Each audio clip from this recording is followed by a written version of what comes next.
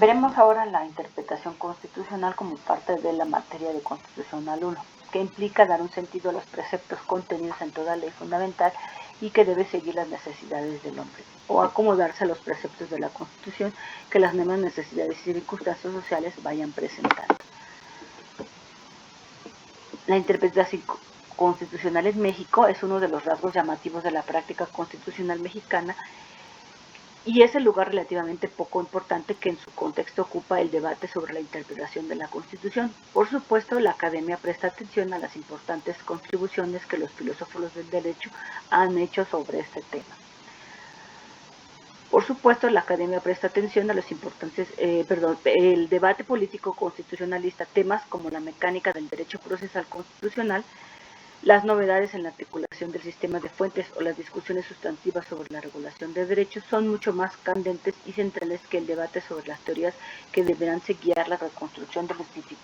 significado y las implicaciones de la Constitución en los casos concretos.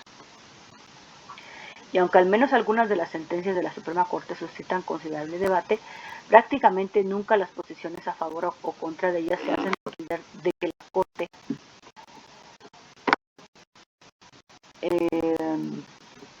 haya usado uno u otro método de interpretación en el desempeño de su tarea. No existe un debate sobre métodos interpretativos al estilo de los densos y avances encarnizados intercambios estadounidenses, entre originalistas partidarios del constitucionalismo vivo, pragmáticos fundamentalistas de los derechos o procedimentalistas. Algunas de las razones que explican esto parecen fáciles de encontrar si uno repara en el frenético ritmo de la reforma constitucional y legal que se da en México. No es extraño que la interpretación ocupe un segundo plano, para que surjan controversias importantes acerca de lo que es legítimo hacer para desentrañar el significado de la Constitución y aplicar los casos concretos. Parece necesario contar antes con una Constitución relativamente estable.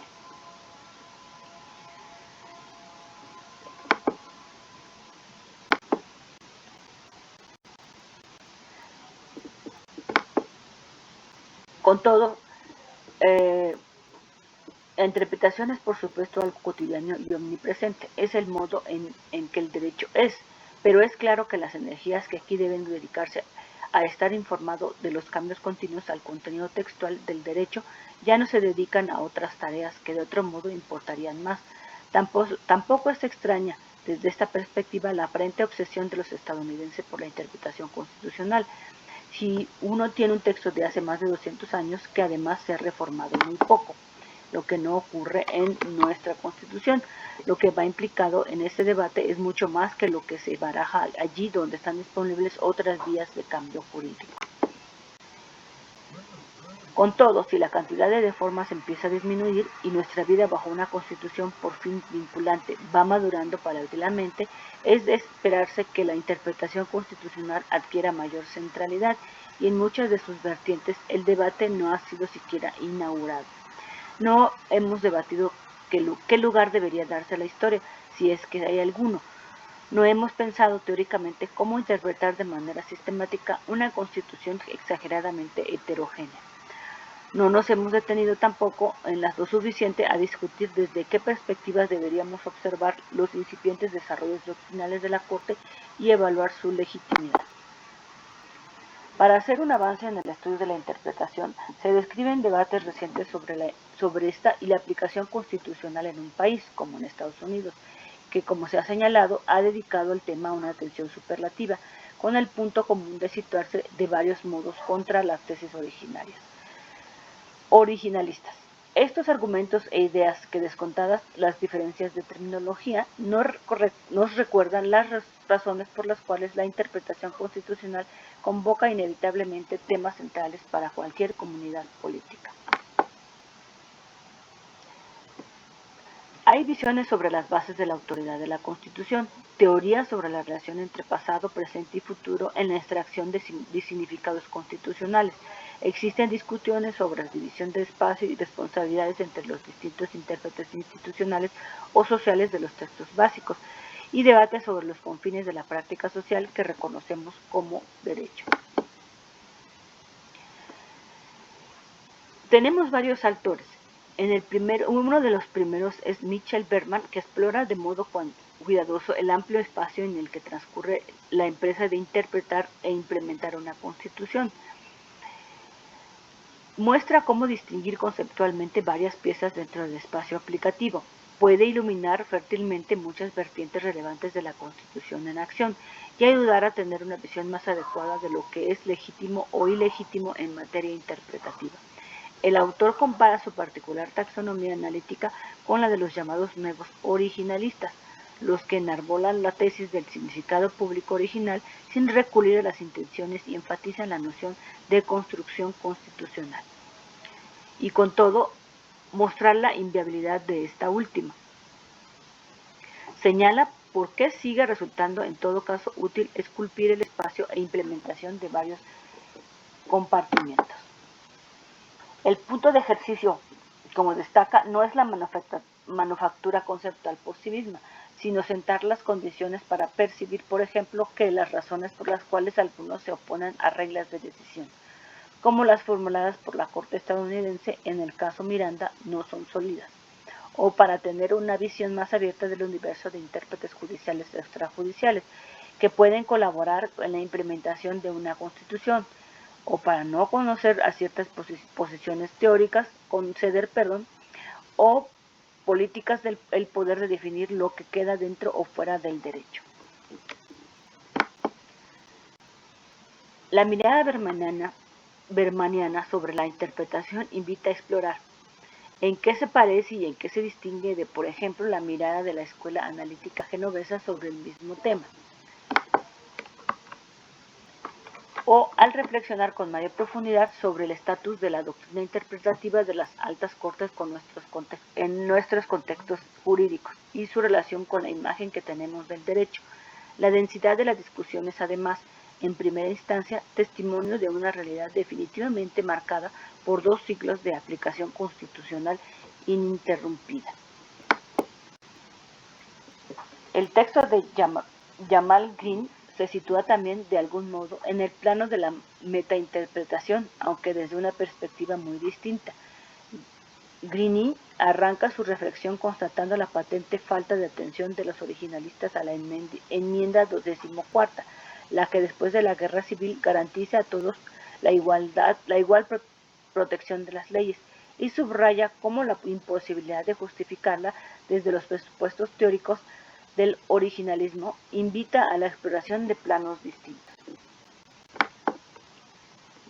El autor reflexiona entonces sobre el rol de la historia en la interpretación constitucional y destaca cómo aquello que se busca en ella, precisión, autoridad, acuerdo y pacificación, no puede ser ofrecido por una enmienda que ocupa un lugar tan controvertido y complejo en el imaginario estadounidense. Greene muestra, en definitiva, que si los originalistas se posicionan en la práctica de ciertas maneras frente a ciertas controversias interpretativas, es porque el debate vincula inevitablemente posiciones éticas y políticas, no proyectos interpretativos asépticos.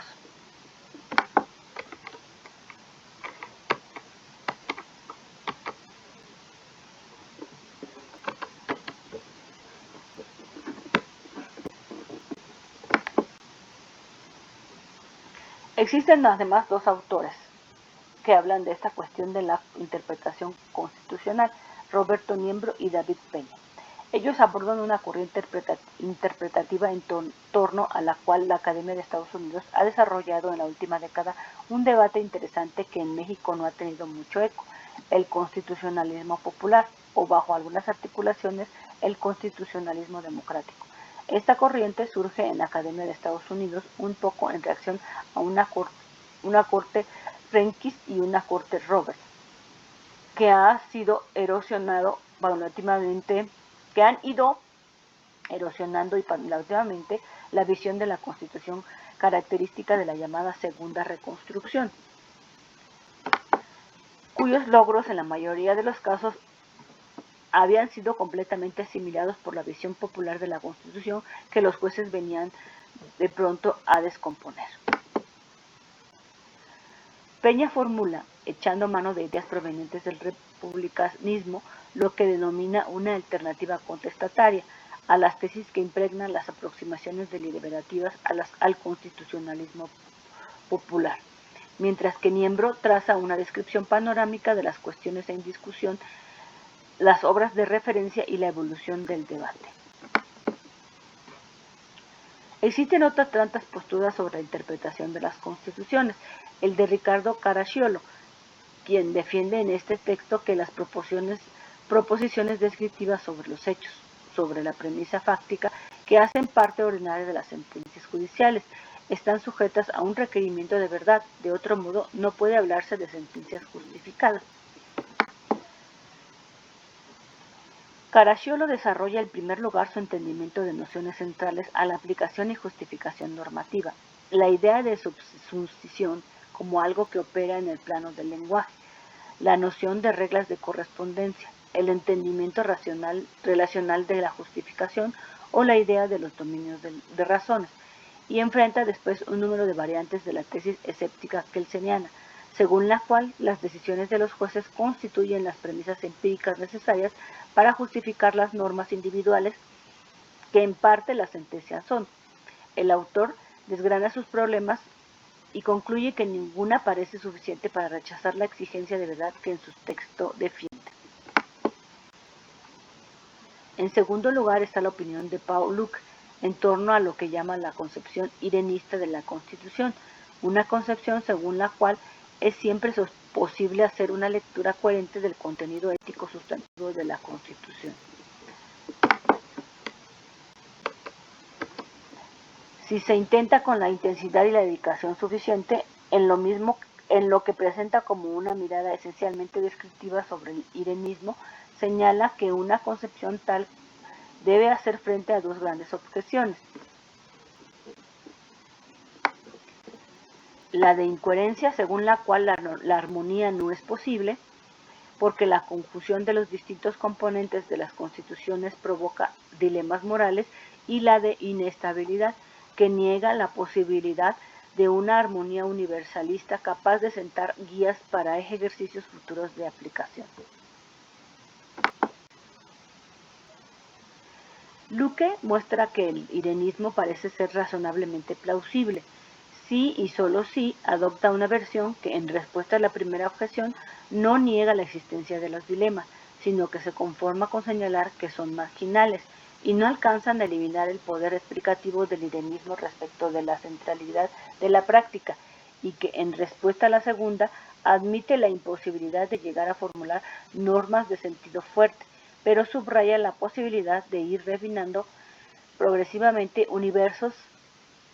de casos aptos para gobernar, las más de las veces la resolución de casos individuales. Por último, Isabel Cristina Jaramillo se refiere al derecho de familia. Desarrolla un análisis que ocupa un lugar casi del todo vacío y que resulta en esa medida particularmente útil. Destaca que son casi nulas las ocasiones en que la dogmática centrada en ramas específicas del derecho se preocupa por reconstruir los presupuestos teóricos e históricos de las reglas que aborda. El intento de hacer estas reconstrucciones generales ayuda tanto a entender lo que va implícito en las reglas vigentes en nuestros países,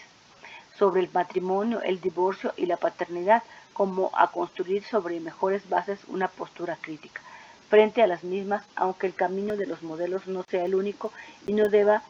difuminar el potencial de las intervenciones contextuales. La autora perfila los contornos de tres modelos, el liberal, el social y el de la paridad. Identifica su génesis histórico-teórica y los cuerpos legales que evidencian su huella. Muestra sus principales efectos tanto distributivos como recursos, como en el plano de la construcción de identidades, y señala sus límites más patentes. Al abordar el modelo de paridad, da cuenta de muchas de las discusiones actuales sobre el régimen económico del matrimonio, tipos maritales, acuerdos prenupciales y arreglos de custodia. La autora subraya la necesidad de usar marcos de análisis fértiles para descubrir lo que suele quedar invisible y para, como destaca, superar la visión que insiste en separar teórica y metodológicamente a la familia, la ciudadanía y la propiedad.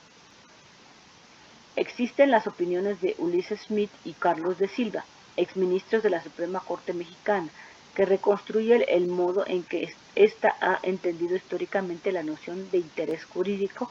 y le ponen en relación con la de interés legítimo, introducida, como es sabido, por la Reforma Constitucional de junio de 2011, para aumentar el acceso a la justicia y la justiciabilidad de los derechos en vía de amparo.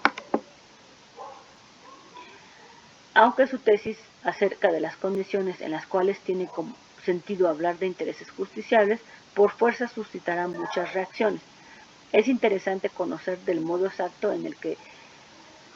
el texto lo hace posible, cómo esta construcción se ha desarrollado históricamente en México y qué cuestiones deben necesariamente atender las alternativas contemporáneas a ella.